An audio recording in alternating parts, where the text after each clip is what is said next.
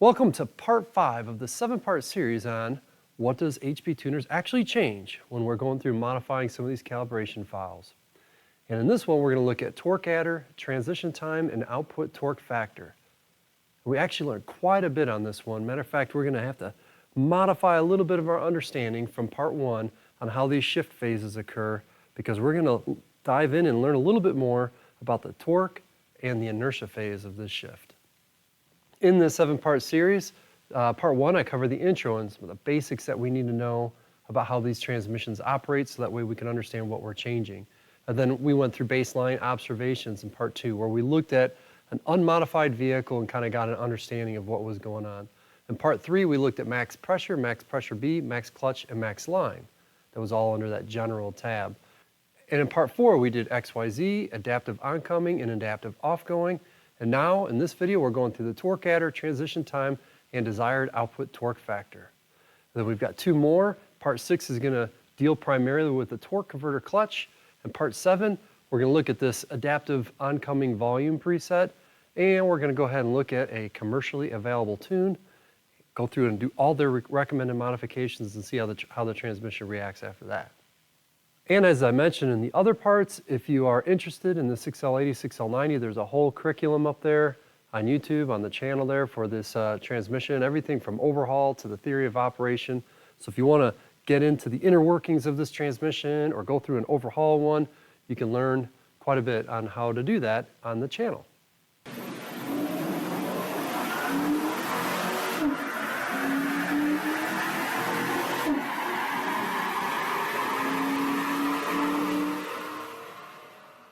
So jumping right into it, let's see what torque adder changes.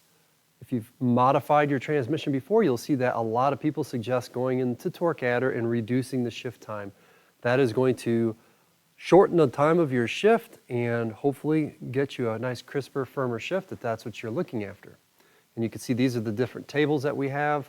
And what I've done is I've gone through and highlighted, I've opened up all these tables and I've multiplied each by 0.7. So I've reduced the shift time in those tables by 30%. And what that does is it actually shortened up the torque phase. If you remember from part 1, we've got the fill phase, the torque phase, the inertia phase, and the final phase. And the torque phase is when the offgoing pressure is releasing, the oncoming pressure is climbing. They're really getting the torque to apply into these clutches. The ratio necessarily hasn't changed at this point, but we're building up pressure in our applying clutch, and we're trying to release the releasing clutch, so that way once the releasing clutch is released, we can continue to apply that clutch and then change the ratio during the inertia phase. And when we go through and tweak that table, what we're going to do is we're going to shorten the amount of time that we spend in that torque phase. And we're also going to, for the most part, shorten the overall shift time. So if we take a look at the amount of time it takes when the solenoid first turns on to when it's finished, that amount of time shortened up. But one of the things that's interesting is it really didn't affect the shift pressures, where we see on the scope the fill pressure and then how high it climbs to, and then all the different steps that it takes. Those numbers did not change, just the amount of time it took in those different phases. So how does HP Tuners define it? It says adds the desired shift time for the 1-2 shift based on input torque and engine RPM. Of course, we don't really know what desired shift time is, so we just basically get a set of numbers that are in these tables, and if we want a firmer shift, if you decrease that amount of time, you should get a little bit firmer shift. But remember, this is happening during the torque phase. Now in this video, you're going to see that I'm going to tweak a little bit of my description on how these shift phases occur. Initially, if you remember back to part 1, during the intro video, I talked about the different phases that the shifts occur, and we looked at a patent that GM had and even Ford and so forth. But this is where I got a bunch of that information from. This is an open research paper, scientific reports, research on shifting process control of automatic transmissions. And in here they had some descriptions, but this is one of the illustrations that they had. And it's kind of similar to like what we've been looking at. You can see there's the fill phase, there's the torque phase, inertia, and then final phase. It's like, okay, that's pretty straightforward. And that's kind of what I've been basing some of my information on. Because when we do these tests, sometimes there's not a clear cut. You just see a kind of a pressure glide and rise, and there's no clear cut division between these different sections. So I was guessing a lot. Well, now after going through and adjusting this torque adder and changing the torque phase, I've got a pretty good idea of what the torque section of the shift is. So that's why I'm tweaking and adjusting some of my explanations a little bit here. So here, initially I was saying, okay, well that's the fill phase and that's identified as the torque phase. And you can see that's rather short. And then the inertia phase is long. Well, in the case of this GM transmission, the fill phase is pretty consistent in its length, and the torque phase is actually fairly pretty consistent too. But now that I've changed it, I can actually see that division a little bit easier. And you'll see what I mean here in a second.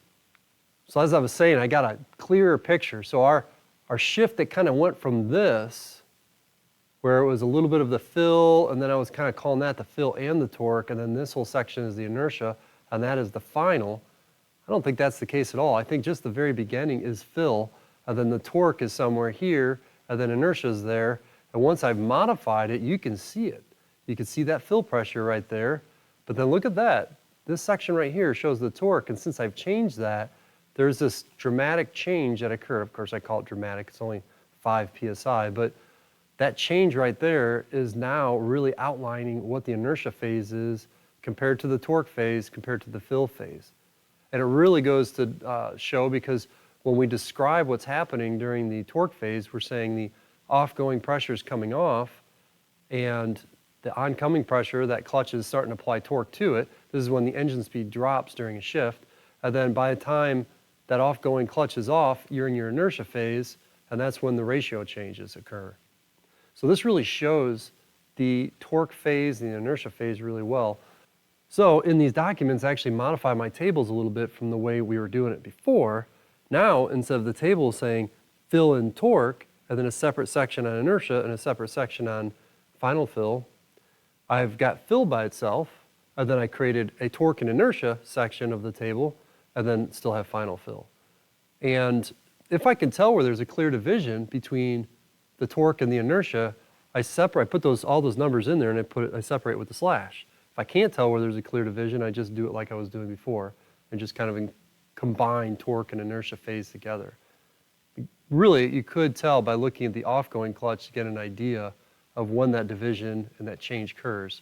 But if this is a smooth line or an unnoticeable change, I would just say that's the beginning pressure and that's the end pressure. But if I could tell where there is a division, I would say that's the beginning, this is the end of the torque, slash, beginning of the inertia, end of the inertia. So I'd include all that information in the table. So you'll see a little difference if you've been looking at these tables and digging in a little bit deeper, downloading the PDFs, all that good stuff. So anyway, just wanted to mention that. So when you're in there and you go through and open up all these different tables, this is what it looks like. And this is the original setup here. This is the Silverado unmodified. And then what I've done is I put 0.7 in the box, highlight the whole table, and I multiply everything by 0.7, and that ends up reducing everything 30%, and this is the end result. So what I should see, if everything's working properly, and then after this transmission is adapted, that torque phase should have been reduced roughly 30%. And it actually did. So this showed up really well on these pressure graphs. And for example, here we've got the baseline of a 1-2 wide open throttle shift up top, and the same shift after it was modified on the bottom. And you can see I've gone through and put my vertical rulers there. This is not the complete shift. This is showing when pressure started rising after the fill up to the spike. But you can see that total amount of time did reduce. It went from 7:04 to 6:34, so it was pretty substantial of a reduction there. You can imagine where that time went. It came off the torque portion. And then this was looking at pretty much just the torque phase. So when I could tell there is a division between the torque and the inertia, the baseline was 454, big block Chevy, 454 milliseconds. And the modified, after doing the 30%, decreasing 30% in the torque adder, I ended up at 383 milliseconds, small block Chevy. So I went from a big block Chevy to a small block Chevy. So that is the amount of time right there that it went to, and the baseline was up there. So that was my reduction, because if I look at my inertia phase, it didn't change at all. I went from 250 to 251, So my inertia phase didn't really change. My torque phase did change, which was expected because we reduced everything by 30%.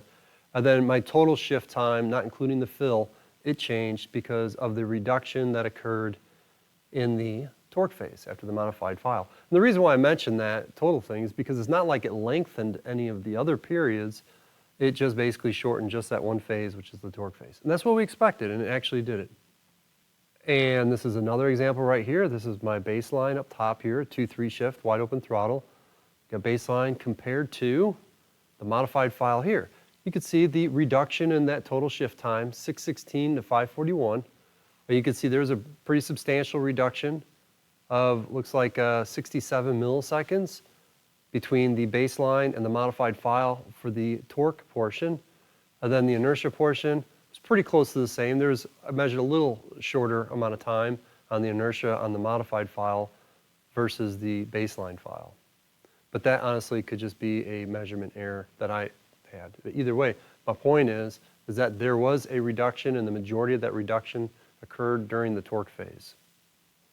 Another interesting observation was that for the most part, the shift pressures did not change. So I really shrunk that torque phase, but the actual pressure points, 9 psi for the fill, 53 psi before it went to that final transition, and pretty much going from that 9 to 53 is that what the torque and the inertia phase did.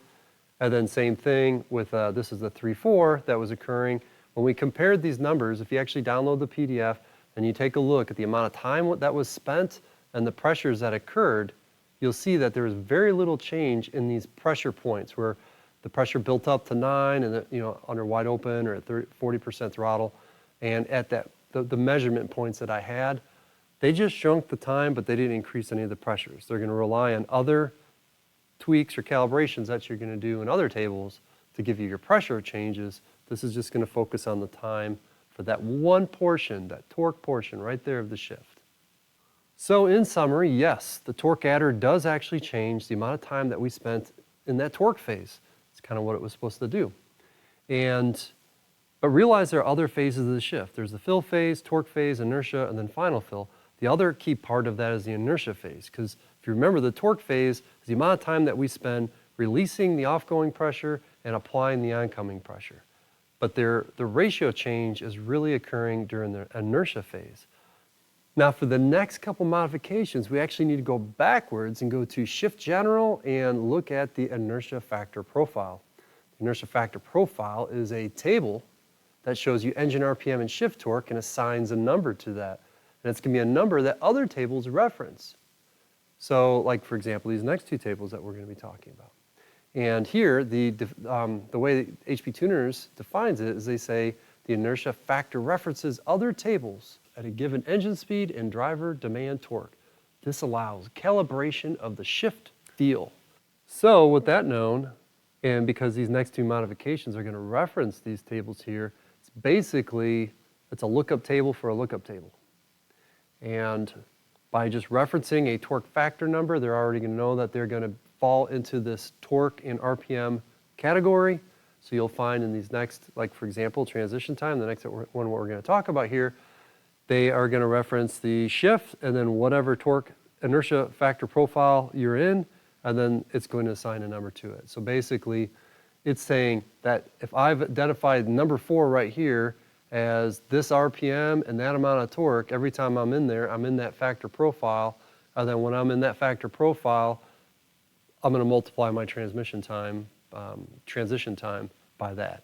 At least that's the way I understand it. So we're going to see if there's any modifications that occur in those tables, how they end up affecting that transmission operation.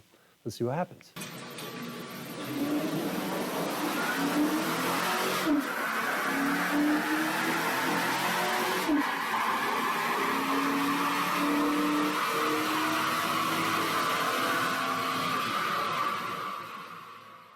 So what is transition time? You can see there's our tables right there. We went in there and opened up our tables and multiplied them by 0.7. That reduced the amount of transition time that occurred. Through these experiments, we found out that transition time actually reduced the amount of inertia time during the shift. I don't know why they don't call it inertia time. The torque adder, we learned, decreased the torque phase, it appears that this transition time decreases the inertia phase. So it's kind of nice. Also, kind of like the torque adder, it changed the total amount of solenoid time, shift time, if you will, but without adjusting the torque portion, just the inertia portion. And just like the torque adder, the shift pressures stayed mostly the same. So our maximum clutch pressure, our fill pressure, and our transition pressures, our different points, pinpoints there, those pretty much stayed the same. It was just the timing that changed in the shifts, during the shifts. And this kind of illustrates those shift points are pretty much the same. The pressures from the baseline, and really focus here primarily on that inertia and torque phase because that's the shift field that we actually recognize. But you'll notice that the pressures really didn't change substantially at all or anything at all.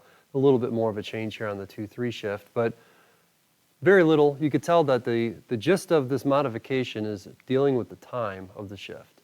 And here we could see the baseline up on top and the modified file on the bottom. The total amount of shift time did change, although not dramatically, but it did change. And you can see here, actually it shows the modified file had a little bit higher torque phase, if I measured it correctly, but you could also see that there is a reduction in that inertia phase. So overall, a little bit less shift time, and the majority of that shift time change was occurring on the inertia phase.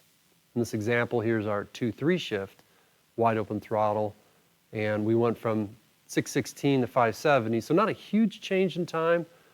366 to 368, almost identical on the torque phase, and then the majority of that drop was right there on the inertia phase. It went from 250 to 191 milliseconds.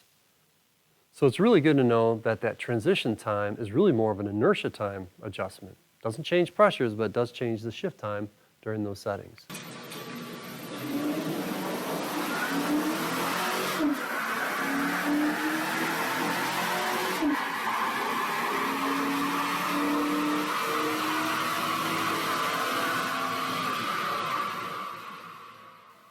And our 11th modification is decreasing the output torque factor 30%. So you might ask yourself, what is output torque factor?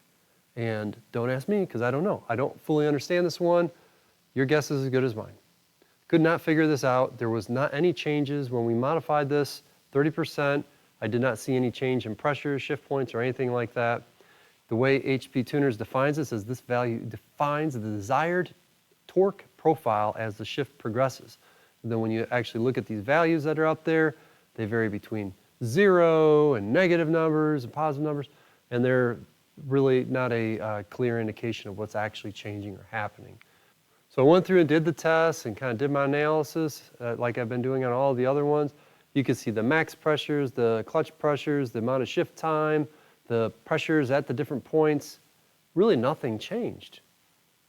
And same thing here with the 3-4 shift. You can see I've got basically went from 41 to 52 to 43 to 53 psi. So negligible change really that occurred there.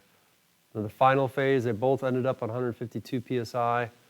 Very little change on these. You could download the PDF and see what happened to all the shifts if you want, but I was not able to come up with a good idea of what this modification changes. Now, as somebody mentioned in the comments before, maybe this modification needs to accompany a different modification for it to really be effective. That is a possibility. I haven't done combo changes. I want to go through and see if any one item makes an effect. Like some of these things, as we've seen, do make an effect, but this one here did not make an effect on the transmission pressures whatsoever. Oh well. Now looking at it as far as the pressure curves are concerned, we've got only a 5 millisecond measured time difference there, exactly the same torque phase, and with 12 milliseconds of a difference of the inertia phase. On the 2-3, the numbers aren't as close, but I don't necessarily think it was the modification that I did that changed that. You can see it was a little quicker of a total amount of time that occurred on the shift, a little bit quicker on the torque phase, and a little bit quicker on the inertia phase.